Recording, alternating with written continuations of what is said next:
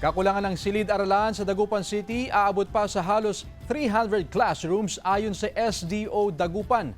Narito ang report. Ramdam pa rin ang kakulangan ng silid-aralan sa Dagupan City. Ayon sa Schools Division Office, aabot pa sa kabuang halos 300 classroom ang kailangan ng iba't ibang pampublikong paaralan sa lungsod.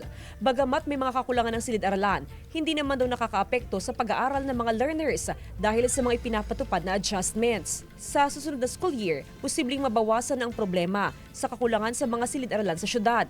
22 school building, katumbas ng halos 100 classrooms ang ginagawa ngayon sa iba't ibang bahagi ng syudad.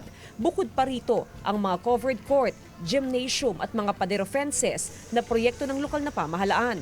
Almost 50% ng needs namin, classroom needs ay nasasagot ng LGU. No? So napakalaking bagay. 3-story building na may 9 na classroom ang ginagawa ngayon sa 1 Piguadis Elementary School. Malaking tulong ito sa paaralan para ma-accommodate ang mga learner na gustong mag-enroll sa eskwelahan.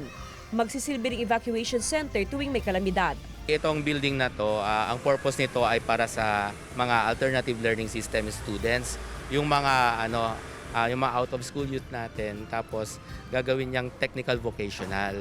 May mga nauna nang natapos sa school building na proyekto ng LGU.